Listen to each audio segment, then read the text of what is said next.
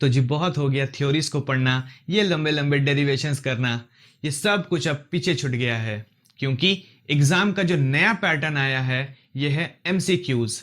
अब तो सीबीएसई ने भी ये कह दिया है कि जितने एग्जाम्स होंगे वो सब के सब एमसीक्यू बेस्ड होंगे। तो इसीलिए मैं स्टैंडर्ड 12th का आज फर्स्ट चैप्टर इलेक्ट्रोस्टैटिक्स पे बेस्ड कुछ अच्छे अच्छे न्यूमेरिकल्स लेकर आया हूँ। इसको सॉल्व करने का बेस्ट अप्रोच क्या होना चाहिए, किस तरह से टाइम को मैनेज करके आप हर एक क्वेश्चन को सही बनाओ, ये आपको देखना है। तो चलिए आज की क्लास को शुरू करते हैं। माय नेम इज ऑब्रो and this is your own channel, let's be the difference.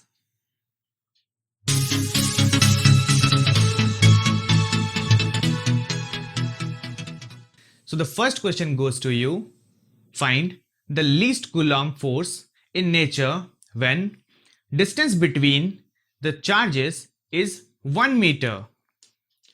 देखिए लीस्ट चार्ज जो होगा वो क्या होता है, charge on electron, and that is equals to 1.6 into 10 to the power minus 19 coulomb, and the distance between them is given as 1 metre.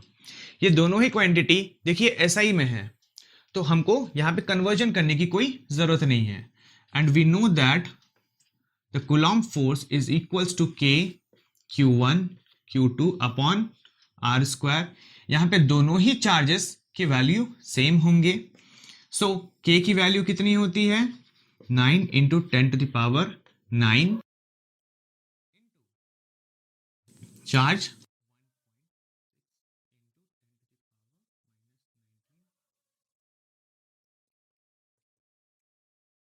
Whole divided by 1 square.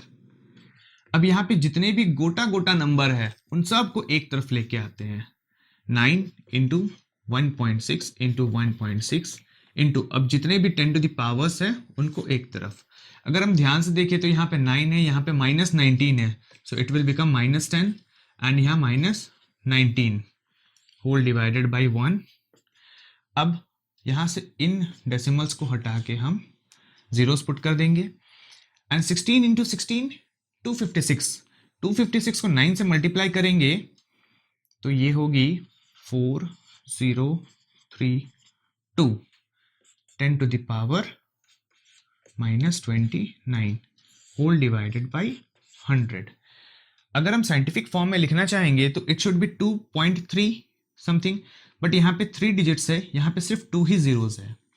यहाँ से एक हम जीरो यहाँ दे दें तो यहाँ पे क्या बचेगा, only 10 to the power -28। So 2.304 into 10 to the power -28. So this is our answer. So the option C is our correct option. All right, let's move to the next question. How many electronic charges form on 1 coulomb of charge? So 1 coulomb is equals to how many charges, right? So एक charge पे we know that the least charge जो कि electron पे होता है that is equals to 1.6 into 10 to the power -19 coulomb, right? And we know the formula, that is Q is equals to NE, right? यहाँ पे Q हमसे पूछा गया, हमको बताया गया है कि it is of 1 coulomb charge which is equals to N into E की वैल्यू यहाँ पे गिवन है 1.6 into 10 to the power -19 coulomb. So N is equals to, it will be 1 upon 1.6 into 10 to the power -19. -19 ऊपर चला जाएगा, so it will become 10 to the power 19 upon 1.6। ये 10 ऊपर चला जाएगा, डेसिमल यहाँ से हटेगा तो into 10। यहाँ से एक हम लड्डू दे देंगे इसको, लड्डू मतलब 110, so it becomes 100 into 10 to the power 18 upon 16। इसको अगर हम कैंसिल करेंगे तो 4 सा 25, देखिए ये 4 ये 25 को हाफ करेंगे तो 12.5, राइट? 12.5 को और हाफ करेंगे, हाफ क्यों कर रहे हैं, क्योंकि यहाँ पे 2 4s है, 2 2s है, आई एम सॉरी, इसको अगर कैंसिल करते हैं तो ये 12.5 होगी, एंड देन यहाँ पे 2 बचेगा, और इस 2 से इसको कैंसिल करेंगे तो ये 6.25 होगा. So this will be our answer, 6.25 into 10 to the power 18. So the option D is our correct option. So let's move to the next question. Calculate the force of electrostatic attraction between a proton and an electron separated by a distance of 8 into 10 to the power minus 14 metre.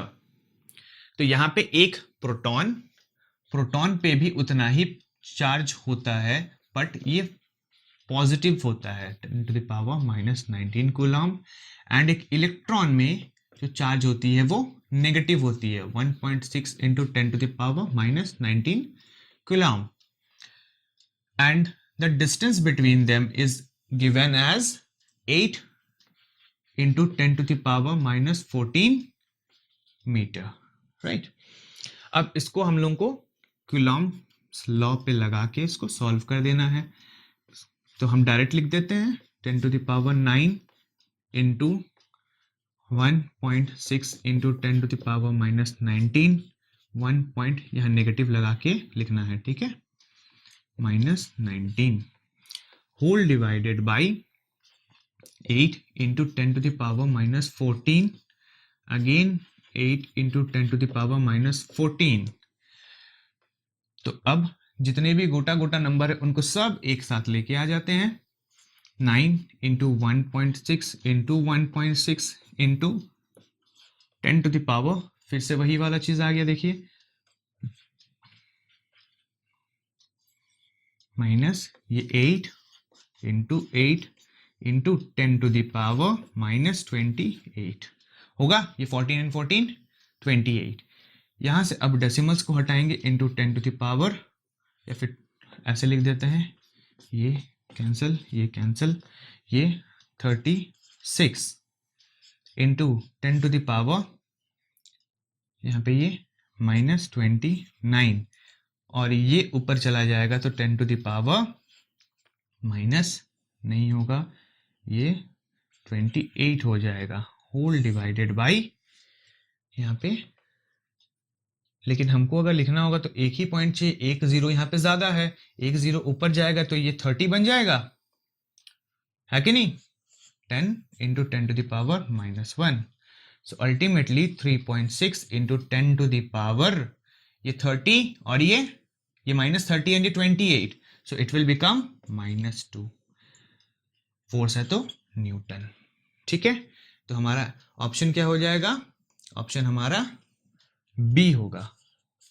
हाँ, यहाँ पे positive and negative का भी एक खेल है. यहाँ पे ये नेगेटिव था तो will have to take the negative, and negative sign क्या रिप्रेजेंट कर रहा है, this is an attractive force.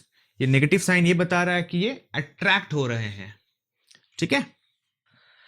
Okay, तो फोर्थ क्वेश्चन ये है, obtain the dimensional formula for absolute permittivity epsilon not using the relation for Coulomb's force for 2-point electric charges placed in free space.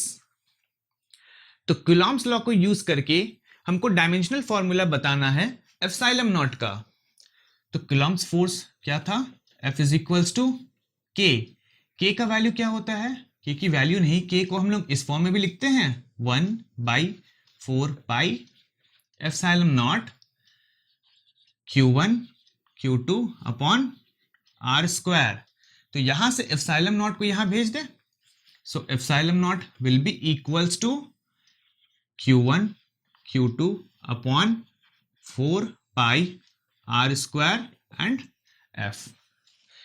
यहां से अगर हम देखें तो Q का डायमेंशनल फॉर्मूला आपको पता है, Q का डायमेंशनल फॉर्मूला होता है IT. उसके बाद 4 का नहीं, पाई का नहीं, R स्क्वायर. R स्क्वायर का डायमेंशनल फॉर्मूला क्या होगा, R क्या है, डिस्टेंस, डिस्टेंस का लेंथ L होगा, L का स्क्वायर हो जाएगा, ठीक है. एंड फोर्स का ऐसा यूनिट, फोर्स का जो डायमेंशनल फॉर्मूला होता है वो क्या होता है, M एल टी माइनस 2। अब इन सब को इसमें पुट कर देना है। देखिए, तो epsilon naught will be equals to, यहां पे आई टी 2 बार आएगा, तो आई स्क्वायर टी स्क्वायर हम लिख दें, I square T square divided by, यहां पे आर स्क्वायर आएगा 1, एल स्क्वायर और एम एल टी माइनस 2। तो epsilon naught is equals to M minus 1। L कितना है? एल 3 है, एल 3 है। टी ऊपर जाके 4 बन जाएगा, टी 4 एंड आई, यहाँ पे एल स्क्वायर माइनस होगा, है ना, ये नीचे था ये ऊपर चला गया, तो M minus 1, L minus 3 and T 4 and I square. तो ये ऑप्शन कौन सा? Option A. So the fifth question is, two charges 10 coulomb and 40 coulomb are placed 12 centimeter apart. Find the position of the point between them where force on 1 coulomb charge is 0. तो question से अगर हम इसको draw कर ले, ठीक है, ये प्लस 10 कूलम और ये प्लस 40 कूलम, तो 1 कूलम का जो चार्ज होगा वो कहीं यहां आके ही स्टेबल हो सकता है, क्योंकि यहां ज्यादा है, 40 कूलम चार्ज है, यहां पे 10 कूलम चार्ज है, तो ये जो रिपल्सिव फोर्स होगा इसका ज्यादा होगा इफेक्ट, इसीलिए हम इसको यहां कहीं ड्रॉ करते हैं। एंड पूरे का जो डिस्टेंस है वो 12 सेंटीमीटर पे है, तो 12 सेंटीमीटर को अगर हम मीटर में कन्वर्ट करेंगे तो ये कितना हो जाएगा? 0.12 मीटर। ठीक है, हम इस डिस्टेंस को x कंसिडर कर लेते हैं और बाकी बचा हुआ जो डिस्टेंस होगा वो क्या हो जाएगा, अगर हम अभी सेंटीमीटर पे ही रहने देते हैं, बाद में कन्वर्ट कर लेंगे। ठीक है, तो ये होगा 12 माइनस एक्स।